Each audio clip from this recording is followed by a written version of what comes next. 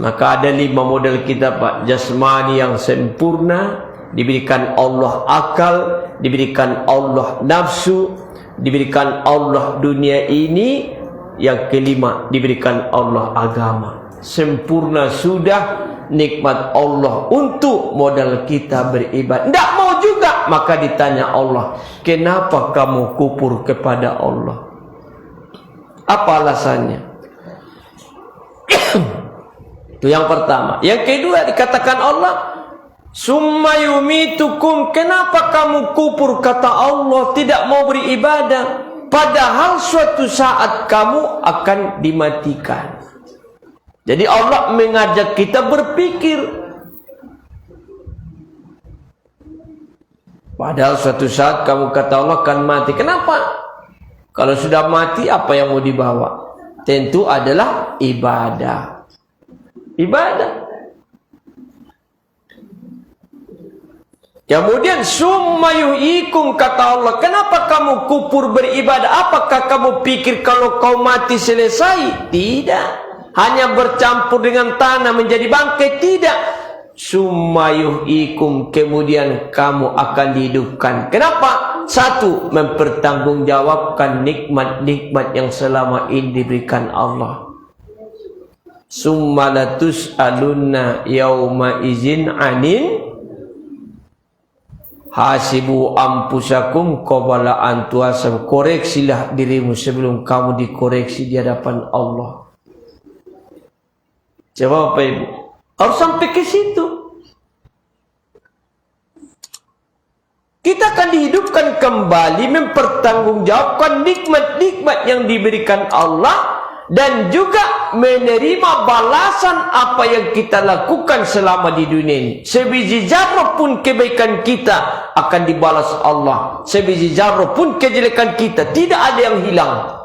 Tapi manusia juga tidak takut. Dan takut juga. Summa ilaihi turja'un, kemudian kamu akan kembali kepada Allah. Dulu Allah ciptakan kita dalam keadaan bersih, ternyata kita kembali berlumuran dosa. Na'udzubillah. Itulah yang ditanyakan Allah kepada kita. Oleh karena itu, beruntunglah kita masih ada umur, bisa bertaubat, bisa meningkatkan ibadah kita, bisa kita untuk memperbaiki silaturahim. Selalu kita ingat, inilah gunanya umur ini diberikan Allah Subhanahu. Jadi oleh karena itu Bapak Ibu, gunanya sisa umur ini, pertama apa tadi? Sempat bertaubat. Ya sudah, ya sudah. Yang kedua, gunanya umur ini bisa kita sempat untuk beribadah. Yang ketiga, memperbaiki silaturahim. La yadkhulul jannah qatirahim, tidak kujamin masuk surga orang yang suka memutuskan silaturahim. Ini yang kita harapkan Bapak Ibu. Maka yang pertama tadi apa? Bahwa tugas kita yang paling utama untuk beribadah adalah yang kita utamakan kepada Allah. Yang kedua, wabil walidaini ihsana, itu berbakti kepada kedua orang tua. Setelah Allah, orang tua. Maka dosa yang paling besar setelah dosa kepada Allah adalah kepada orang tua. Ridullah biridul walidain wa sutullah bisutil walidain. Ridho Allah adalah ridho orang tua, murka Allah adalah murka orang tua. Ada orang alim, mau ngaji, bersedekah, haji dia, pokoknya beribadahnya bukan main. Tapi kalau durhaka berorang tua, belum tentu nilainya.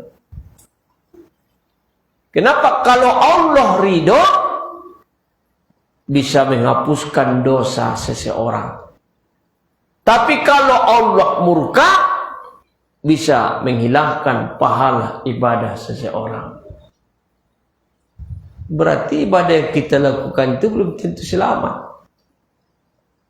Jadi jangan kita bangga alimnya orang, hebatnya ibadahnya, tapi kalau berorang tua tidak baik, belum tentu.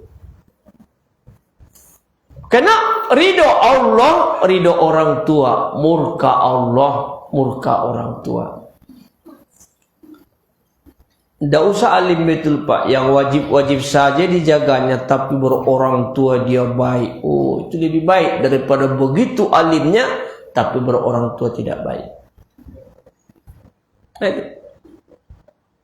Maka salah satu yang menolak doa kita ketika durhaka berorang tua. Apa bakti kita kepada orang tua yang paling pertama? Mensilaturahiminya, berkomunikasi, menyapanya. Jangan uang dulu. Jangan berpikir, aku apalah orang tua udah kuas setiap bulan. Bukan itu dulu. Ini kadang-kadang orang tua di sini, tapi berbulan-bulan kadang-kadang tidak sempat untuk melihatnya. Dia nunggu, dia mengharap kehadiran kita itu. Maka sekarang ini dengan adanya teknologi ini, ada HP ini, membuat orang tua rindu, tersiksa dia karena rindu, itu termasuk durhaka. Kenapa? Tidak ada alasannya kita buat orang tua rindu. Sudah bisa video call, bisa mengobati hatinya. Kalau dulu, iya namu. Sekarang, udah ada.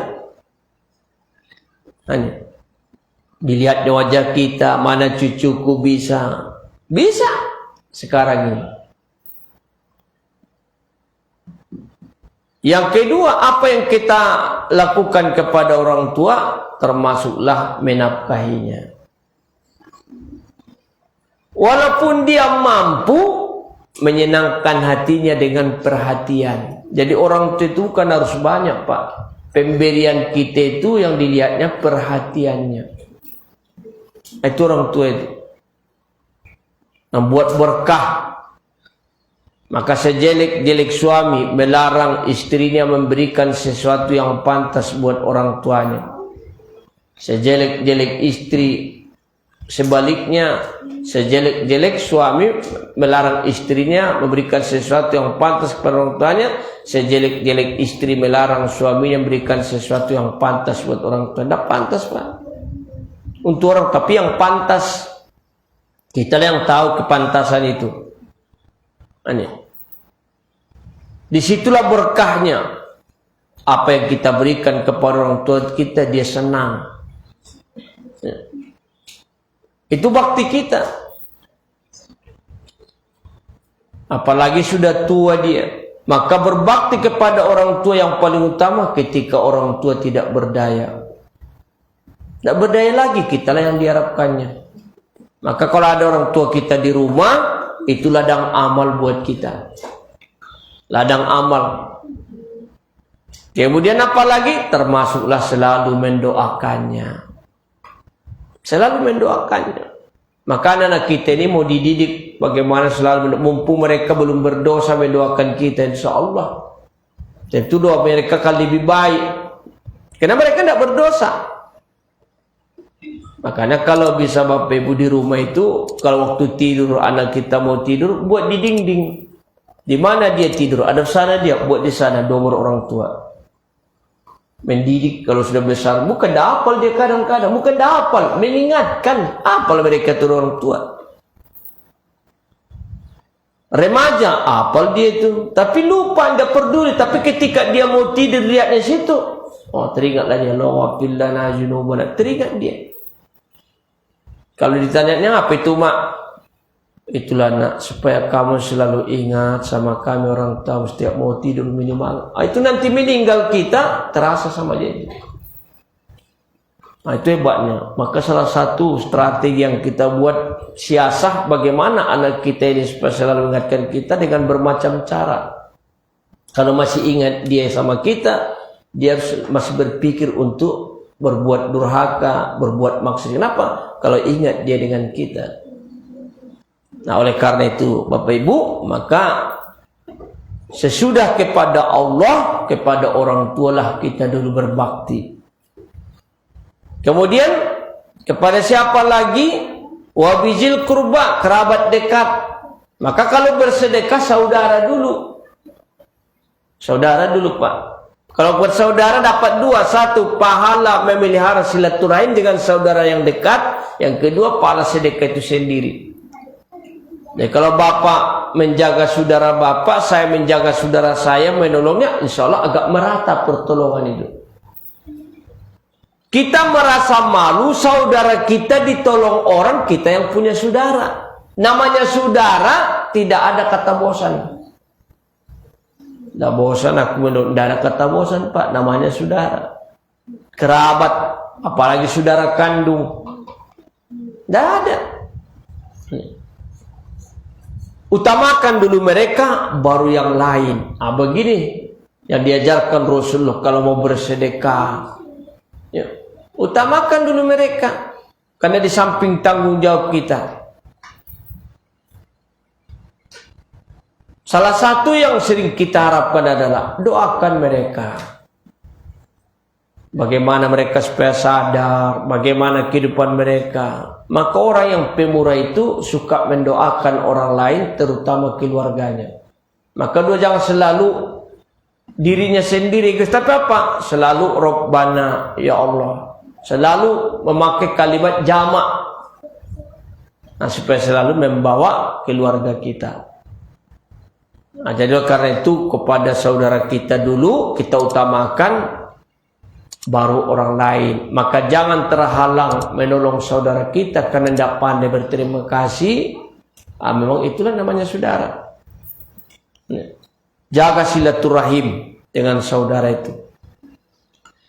Yang kemudian apa? Wal yatama, baru anak yatim. Anak yatim.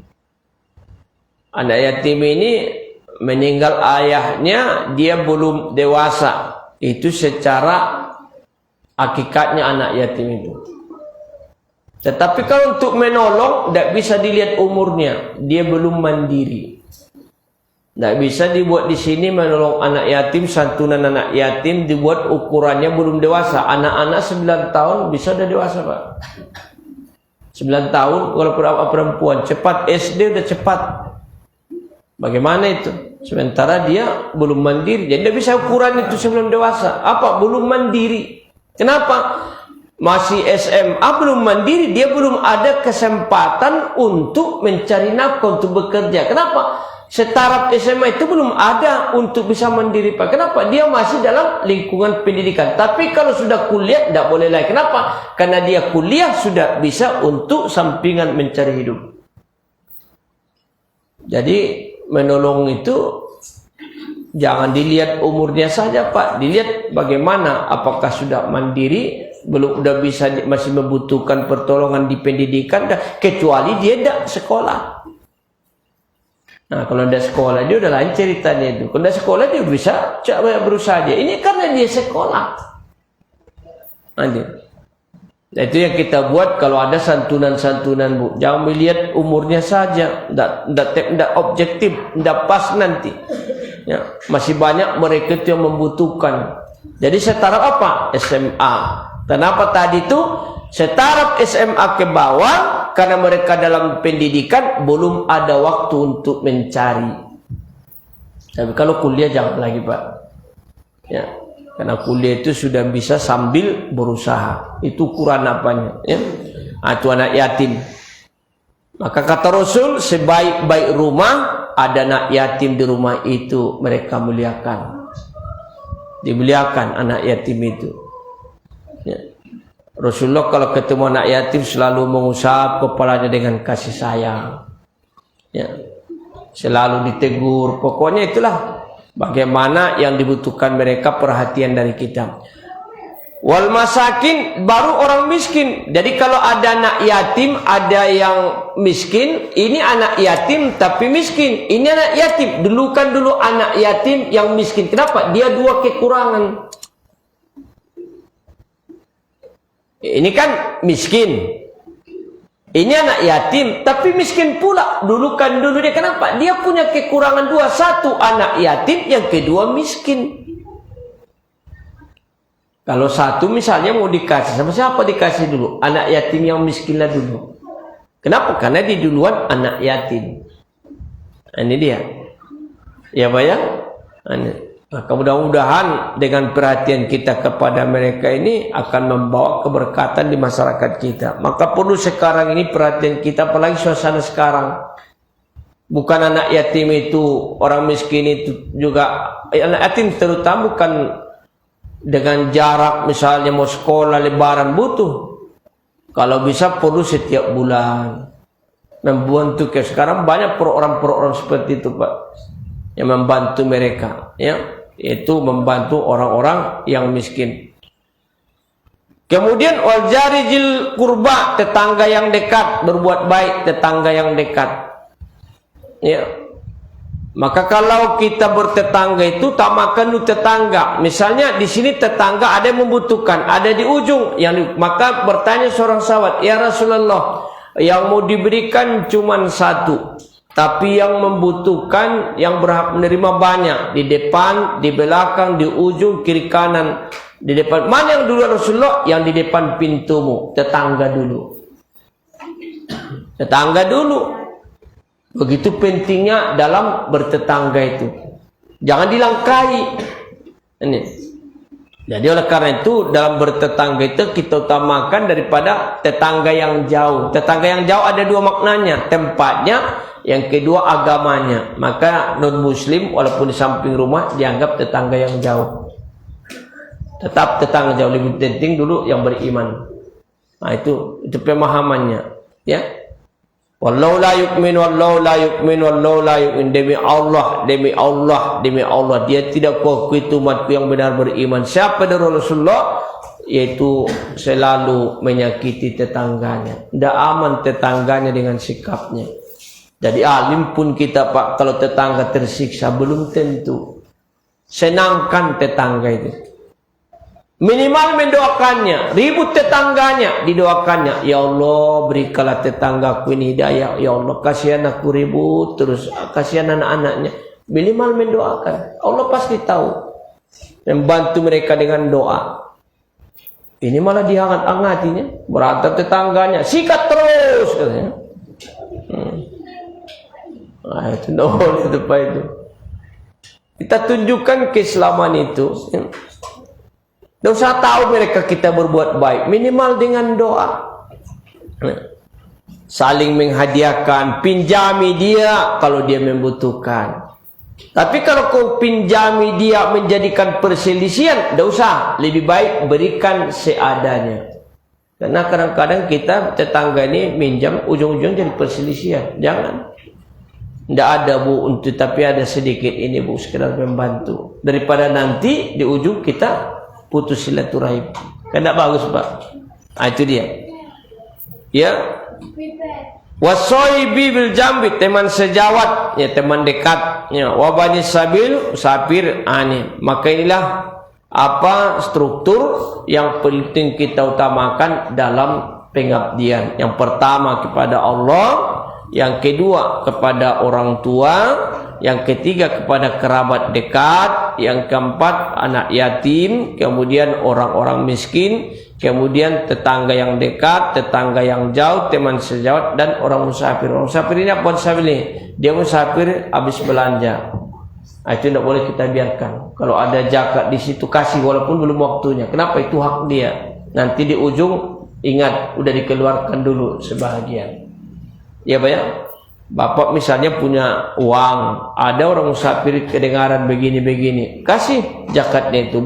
Zakat boleh di pangkal, boleh di tengah, boleh di ujung, apalagi dibutuhkan. Tapi nanti di ujungnya penyempurnaan. Jangan tunggu, nah, belum waktunya zakat, kan ada biasanya berzakat, kasih aja. Kenapa? Dia pada saat itu membutuhkan, ada haknya di situ. Nah di situ saat membutuhkan, nanti di ujung baru kemarin sudah kasih keluarkan 2 juta misalnya, udah sempurnakan. Jangan tunggu 1 tahun baru dikasih pada saat ada orang membutuhkan. Amin ya Rabbal. Itu sajalah yang bisa saya sampaikan Bapak Ibu dalam pertemuan ini, mudah-mudahan ada manfaatnya.